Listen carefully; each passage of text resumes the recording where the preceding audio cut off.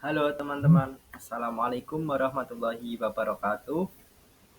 Perkenalkan, saya M. Akna Rifki Aufanada, mahasiswa Gizi UIN Wali Songo Semarang semester 2 dengan NIM 240702600036. Di sini saya akan membahas tentang sistem saraf manusia.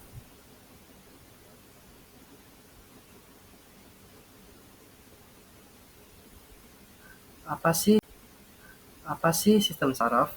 Sistem saraf adalah jaringan kompleks yang mengatur tubuh dengan mengirimkan sinyal antara otak dan seluruh tubuh, sehingga tubuh dapat menjalankan aktivitas harian. Sistem saraf ini dibagi menjadi tiga, yaitu sistem saraf motorik, sensorik, dan otonom. Kali ini saya akan membahas tentang sistem saraf motorik. Sistem motorik. Sistem saraf motorik adalah saraf yang berfungsi mengendalikan gerakan otot di seluruh tubuh, dari mencengkram hingga berbicara. Saraf ini membawa sinyal dari otak atau sumsum tulang belakang menuju otot, memungkinkan tubuh untuk melakukan berbagai aktivitas seperti berjalan, berbicara, dan menelan. Jadi kegiatan kita, aktivitas kita sehari-hari itu disokong oleh saraf motorik ini.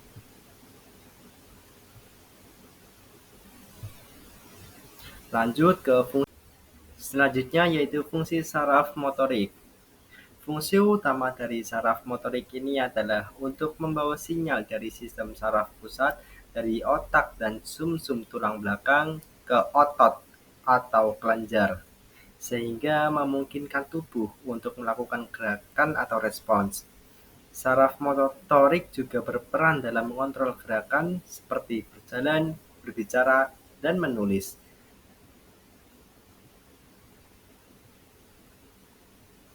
Selanjutnya yaitu jenis-jenis saraf motorik.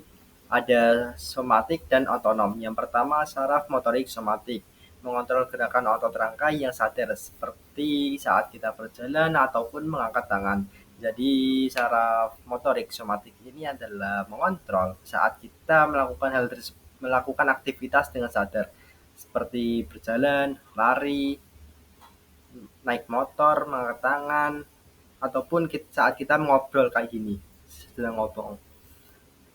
Sebaliknya, otonom yaitu mengontrol gerakan otot halus yang tidak sadar seperti detak jantung atau pencernaan. Nah, kalau detak jantung kan itu otomatis ya saat kita bernafas, ataupun pencernaan saat kita makan otomatis langsung masuk ke ini organ pencernaan. Itu diatur oleh saraf otonom.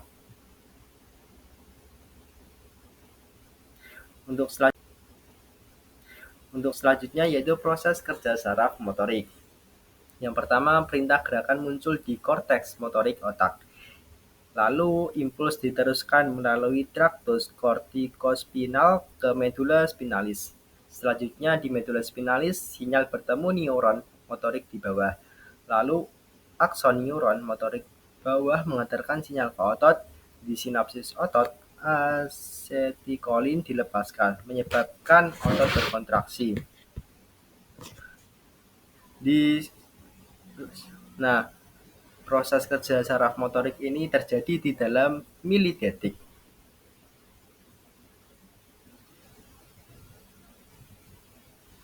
Untuk selanjutnya yaitu gangguan saraf motorik. Yang pertama ada lumpuh atau paralis akibat kerusakan pada jalur motorik. Yang kedua ada Parkinson atau gangguan gerakan halus. Ketiga ada ALS atau amyotrophic lateral sclerosis, yaitu degenerasi saraf motorik. Dan yang keempat cerebral palsy atau kelainan motorik sejak lahir.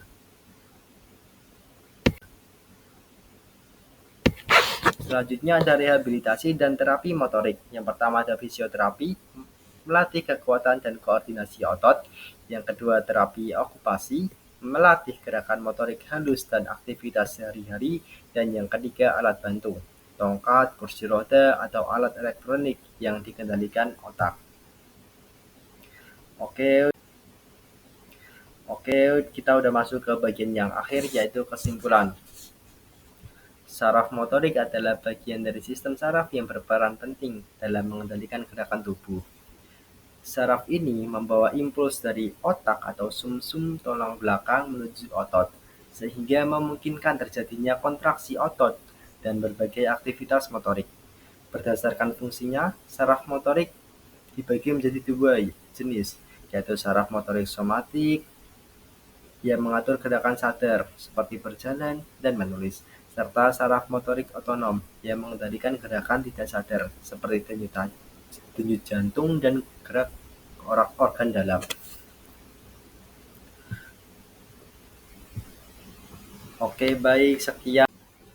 Oke, sekian yang bisa saya sampaikan, yang bisa saya jelaskan secara singkat tentang saraf motorik. Dengan memahami bagaimana saraf motorik bekerja, kita bisa lebih menghargai betapa luar biasanya tubuh manusia. Setiap gerakan kecil adalah hasil kerjasama yang sangat kompleks di dalam diri kita. Mari kita jaga kesehatan tubuh dan sistem saraf kita agar tetap bisa bergerak dan berkarya dengan maksimal. Terima kasih atas perhatian dan atensinya. Semoga bermanfaat dan menginspirasi. Kurang lebihnya mohon maaf dari saya. Saya cukupkan. Wassalamualaikum warahmatullahi wabarakatuh.